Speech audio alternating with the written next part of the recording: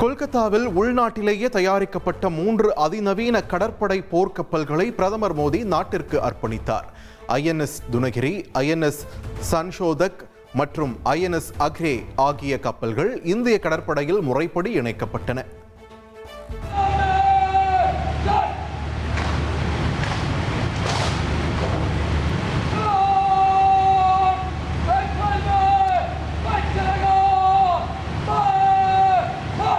अंततः वो ऐतिहासिक क्षण जिसका हम सभी को बेसब्री से इंतजार था।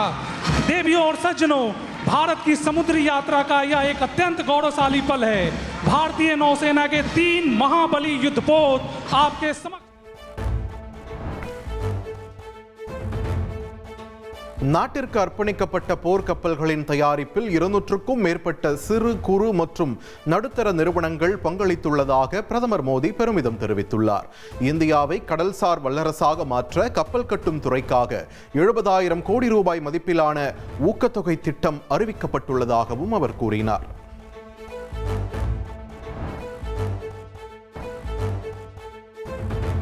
நாடு முழுவதும் 551 நகரங்களில் அமைக்கப்பட்டுள்ள 5440 மையங்களில் நீட் மறுதேர்வு நடைபெறுகிறது. 22,79,000 பேர் தேர்வு எழுதும் நிலையில் 6,669 ஊழியர்கள் கண்காணிப்பு பணியில் ஈடுபட்டுள்ளனர்.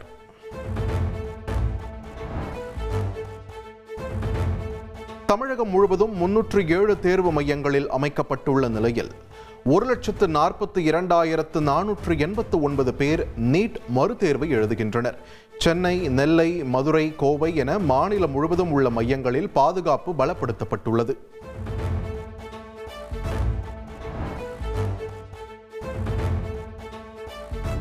டெல்லியில் நீட் தேர்வு மையத்திற்கு வெளியே ஏர் கூலர்களுடன் நிழற்பந்தல் அமைக்கப்பட்டுள்ளன.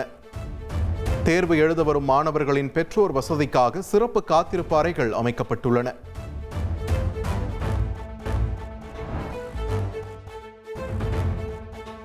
நீட் மறுதேர்வில் எந்த ஒரு குளறுபடியும் ஏற்பட மத்திய அரசு அனுமதிக்காது என்று மத்திய அமைச்சர் தர்மேந்திர பிரதான் உறுதியளித்துள்ளார்.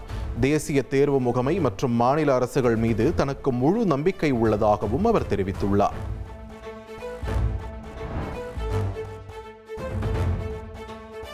மாணவர்களின் எதிர்காலத்தை யாரும் பாழாக்க வேண்டாம் என்று மத்திய கல்வி அமைச்சர் தர்மேந்திர பிரதான் கேட்டுக்கொண்டுள்ளார்.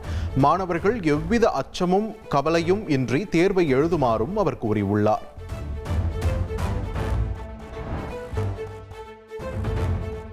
நீட் தேர்வு வேண்டாம் என்பதுதான் தாவேக்காவின் உறுதியான நிலைப்பாடு என அமைச்சர் நிர்மல்குமார் தெரிவித்துள்ளார். நீட் தேர்வு தற்கொலைகளுக்கு மத்திய அரசே பொறுப்பு என்று குற்றம் சாட்டிய அவர் மாணவர்கள் தவறான முடிவெடுக்க வேண்டாம் என்றும் கேட்டுக்கொண்டுள்ளார். தேர்வு எதுக்கு வச்சாங்க?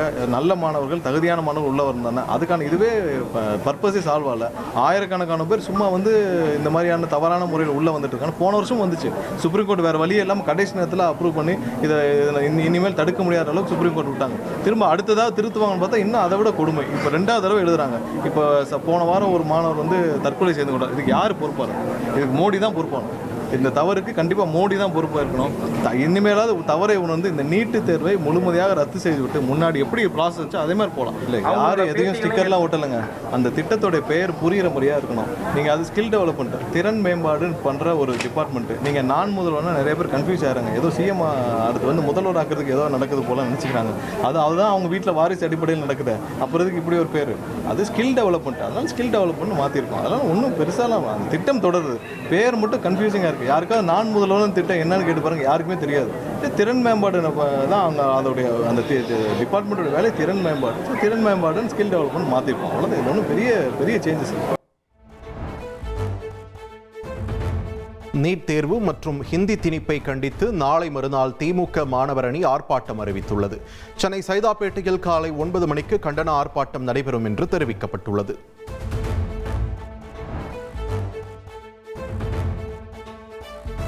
நீட் தேர்வு முறைகேடுகளுக்கு பொறுப்பேற்று மத்திய கல்வி அமைச்சர் தர்மேந்திர பிரதான் ராஜினாமா செய்ய கோரி கரப்பான்பூச்சி கட்சி டெல்லியில் போராட்டம். தேர்வு முடிந்ததும் மாணவர்கள் போராட்டத்தில் இணையுமாறு அக்கட்சியின் நிறுவனர் அபிஜித் திப்கே அழைப்பு விடுத்துள்ளார்.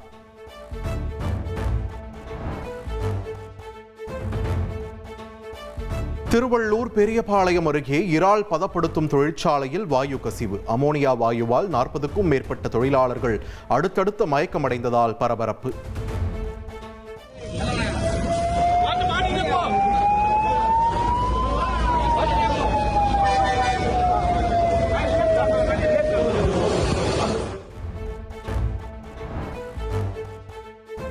அமோனியா வாயு கசிவால் மயக்கமடைந்த தொழிலாளர்கள் தனியார் மருத்துவமனையில் அனுமதிக்கப்பட்டுள்ளனர்.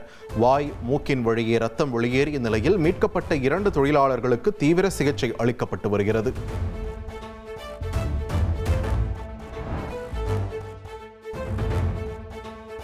வரும் காலத்தில் திமுகவும் அதிமுகவும் இணைந்து ஒரே கட்சியாக செயல்பட்டால் கூட ஆச்சரியப்படுவதற்கு ஒன்றும் இல்லை என சிபிஎம் மாநில செயலாளர் சண்முகம் விமர்சித்துள்ளார்.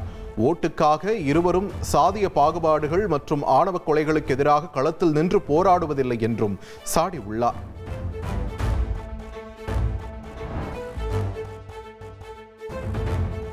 மீன்பிடி தடைக்காலம் முடிந்து வந்த முதல் ஞாயிற்றுக்கிழமையான இன்று சென்னை காசிமேடு மீன் சந்தையில் அசைவ பிரியர்களின் கூட்டம் அலைமோதியது. சந்தையில் பெரிய வகை மீன்களின் வரத்து அதிகரித்துள்ள நிலையில் மீன்களை போட்டி போட்டு வாங்கிச் சென்றனர்.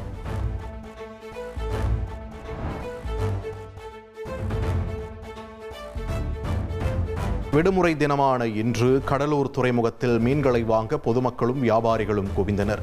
அனைத்து வகை மீன்களும் கிடைக்கத் தொடங்கியுள்ள போதிலும் விலை குறையவில்லை என மக்கள் கருத்து.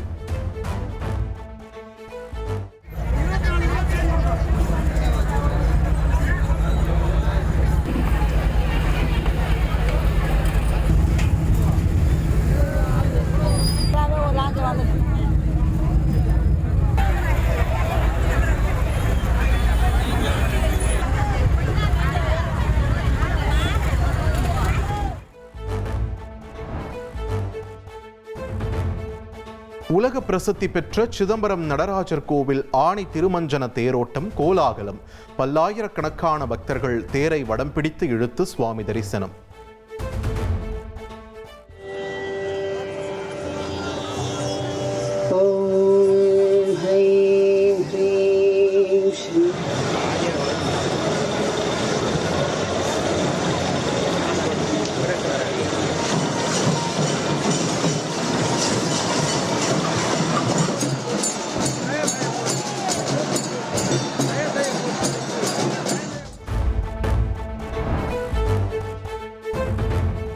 ஞாயிறு வார விடுமுறை தினத்தையொட்டி ராமேஸ்வரம் அக்னி தீர்த்த கடற்கரையில் ஆயிரக்கணக்கான பக்தர்கள் குவிந்து புனித நீராடினர். கூட்ட நெரிசலை பயன்படுத்தி குற்றச்சம்பவங்கள் ஏதும் நடைபெறாமல் தடுக்க 4 ரத வீதிகளில் போலீசார் தீவிர கண்காணிப்பு.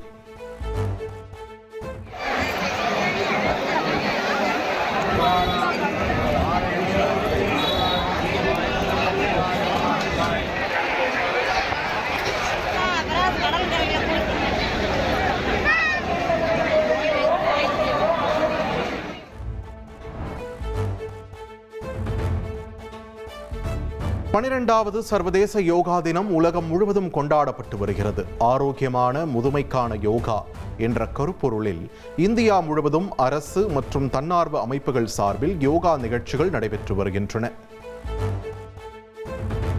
இடுப்பு முன்னாடி தள்ளி பின்னாடி பெண்ட் பண்ணுங்க, bend back, in come up. அதே மாதிரி கையை ரைஸ் பண்ணிக்கிட்டே மேல வாங்க. திரும்ப பின்னாடி ஒரு பேக் பெண்டிங் கொடுங்க, பெண்ட் பேக்.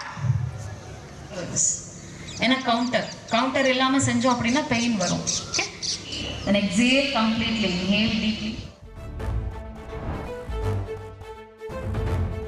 சர்வதேச யோகா தினத்தை முன்னிட்டு மத்திய பிரதேச மாநிலம் ஜபல்பூரில் நடைபெற்ற விழாவில் குடியரசுத் தலைவர் திரௌபதி முர்மு கலந்து கொண்டார்.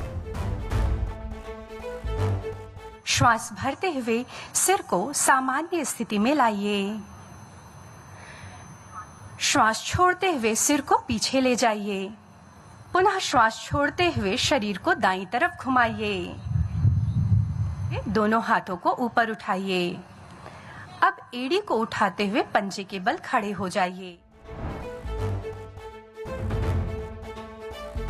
சர்வதேச யோகா தினத்தை முன்னிட்டு கொல்கத்தாவில் பிரதமர் நரேந்திர மோடி தலைமையில் 35,000 பேர் பங்கேற்ற பிரம்மாண்ட யோகா நிகழ்ச்சி.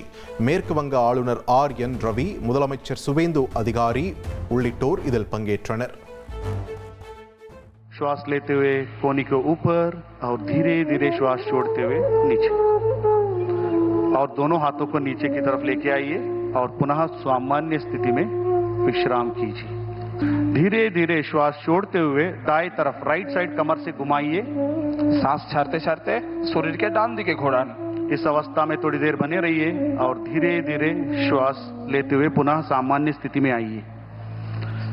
सांस छाड़ते छाड़ते स्वाभाविक अवस्था फिरे আসুন। इसका अभ्यास विपरीत दिशा में भी करेंगे। विपरीत दिशा থেকেও আপনি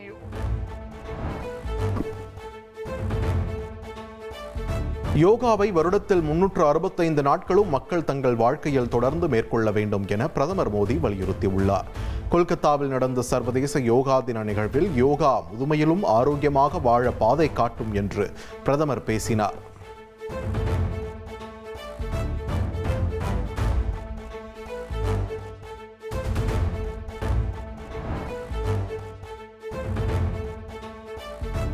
சர்வதேச யோகா தினத்தை முன்னிட்டு கொல்கத்தாவில் ஆயிரக்கணக்கான பொதுமக்களுடன் இணைந்து பிரதமர் மோடி யோகா செய்தார். மனநலம் உடல் நலத்திற்கு யோகா பயிற்சி எவ்வளவு முக்கியமானது என்பதை எடுத்துரைத்து பயிற்சி அளித்தார். शरीर के पिछले दिखे बाकान और इस अवस्था में सामान्य श्वास प्रश्वास के साथ थोड़ी देर बने रहिए। डिग्री कोण बनाइए, उठाकर कोण बनाइए। श्वास नीते नीते पायर द्वारा 45 डिग्री कोण दिन और हाथों को बगल में रखिए और थोड़ी देर विश्राम कीजिए और राइट नासिका रंध्र से श्वास को बाहर की तरफ छोड़िए और धीरे धीरे श्वास को अंदर की तरफ।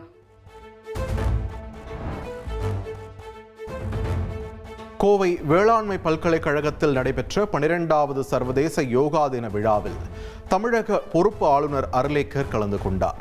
பல்வேறு கல்லூரிகளைச் சேர்ந்த 1600க்கும் மேற்பட்ட மாணவ மாணவிகள் ஆளுநருடன் இணைந்து ஒரே இடத்தில் யோகாசனம் செய்து அசத்தினர். Now raise your hands up in front of you, palm facing down, palm facing each other. Sorry. Now turn to the right and bring left hand near your right shoulder. Now breathe out. சீனாவில் உள்ள Shanghai இந்திய தூதரகம் சார்பில் சர்வதேச யோகா தின நிகழ்வு கொண்டாடப்பட்டது. ஆரோக்கியமான முதுமையை வலியுறுத்தும் மைய கருப்பொருளுடன் நடைபெற்ற பிரம்மாண்ட நிகழ்வில் 400க்கும் மேற்பட்டோர் கலந்து கொண்டனர். முத்தரப்பு தொடரின் இறுதிப் போட்டியில் இலங்கை ஏ அணிக்கு எதிராக இந்திய வீரர் வைபவ் சூரியவன்ஷி 11 பந்துகளில் அரை சதம் விளாசல். ஒட்டுமொத்தமாக 29 பந்துகளில் 94 ரன்கள் குவித்து லிஸ்ட் ஏ கிரிக்கெட் வரலாற்றிலேயே அதிவேக அரைச்சதம் அடித்த வீரர் என்ற புதிய சாதனையை படைத்துள்ளார்.